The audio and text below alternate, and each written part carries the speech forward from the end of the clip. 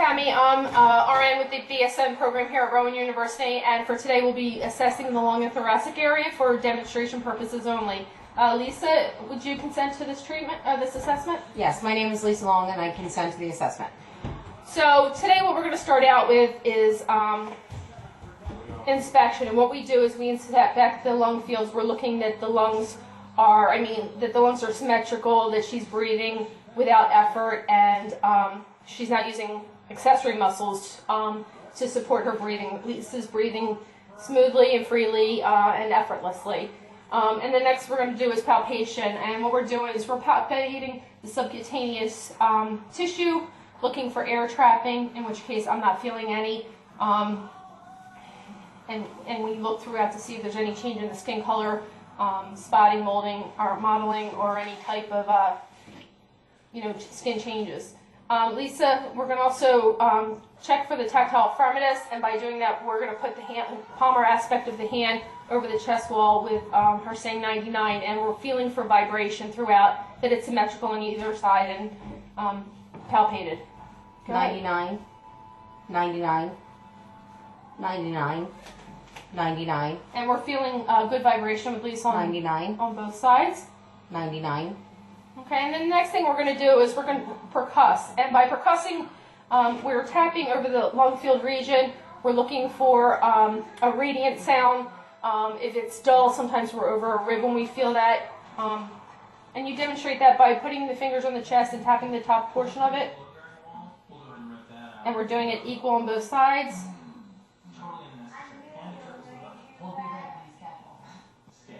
Lisa, if you can go ahead and lift your breast. Sometimes if you're assessing a woman, having her lift the breast tissue, it makes it a little easier for assessment. And we'll have you do it on the other side. And you're mapping out the lung field just to make sure that you have a good idea of where you're going to be listening when you go ahead and auscultate. Now we're going to go ahead and auscultate.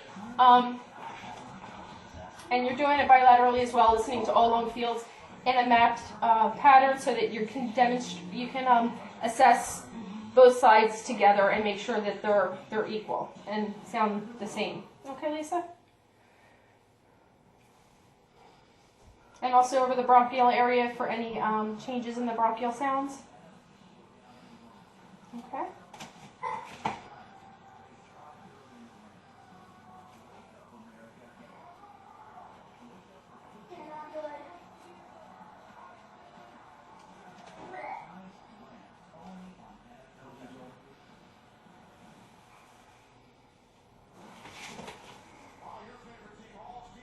And it's best when assessing the middle lung to get in under the rib arm area. That's where you can hear the middle lung best. And then the diaphragmatic excursion. So basically, you're going to demonstrate with your hands. It may be hard to see while I do this, but you're looking that the lungs are expanding upwards with inspiration and coming back down to baseline with expiration, and that they're equal and symmetrical. Always doing equal and symmetrical with lung sounds and expansions. Okay, Lisa?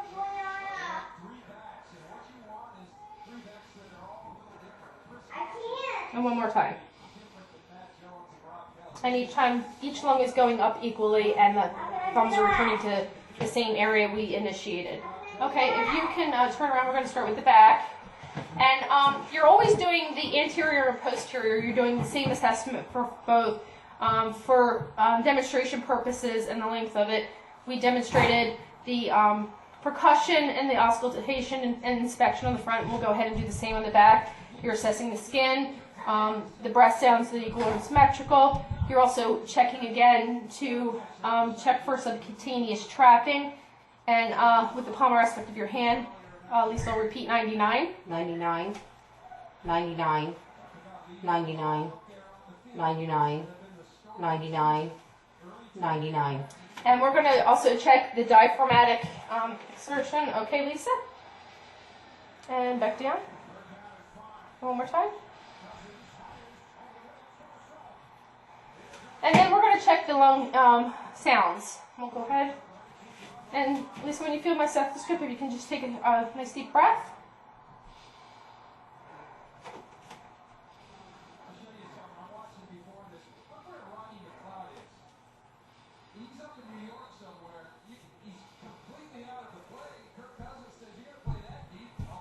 And deep breath in, Lisa.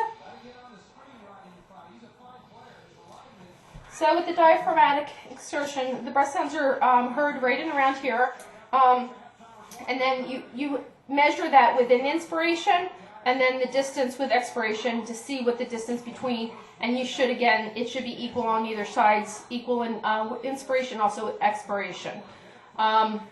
With lung sounds, we're looking for any adventitious breath sounds such as wheezing, which would be a constriction of the airway, rhonchi, which is a consolidation, could be heard in any lobe, either side or bilaterally, and also rales. Rales typically sound like your hair popping, and that's secondary to fluid in the lungs, and it can be heard at the base, midline, throughout, and you're looking for those sounds to be something of concern and something we would follow through. Another thing when assessing is we're listening for the consolidation for such cases like pneumonia.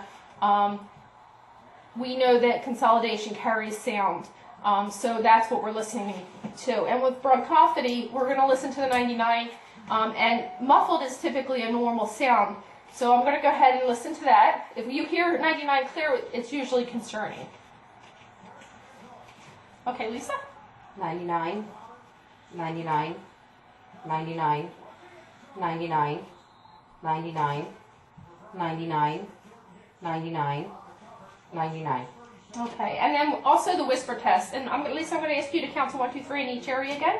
1, 2, 3, 1, 2, 3, 1, 2, 3, 1, 2, 3, 1, 2, 3, 1, 2, 3.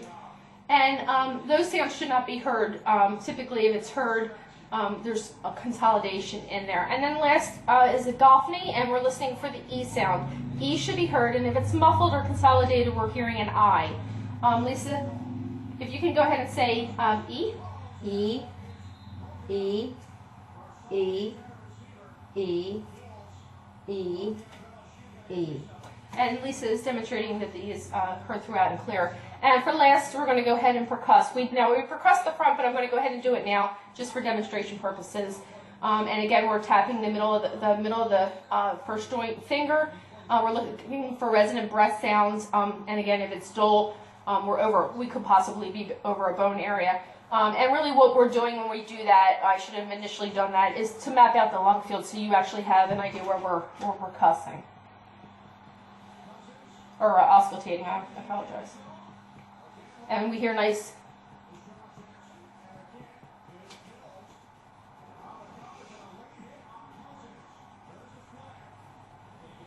And you can tell, I mean, I don't know if you can hear it for demonstration purposes, but the difference between being over the lung and a bone, it's very dull and you can barely hear it, whereas more clear over the lung field here. And that'll be the last thing I do for today. Oh, one last thing, if Lisa, you can turn around.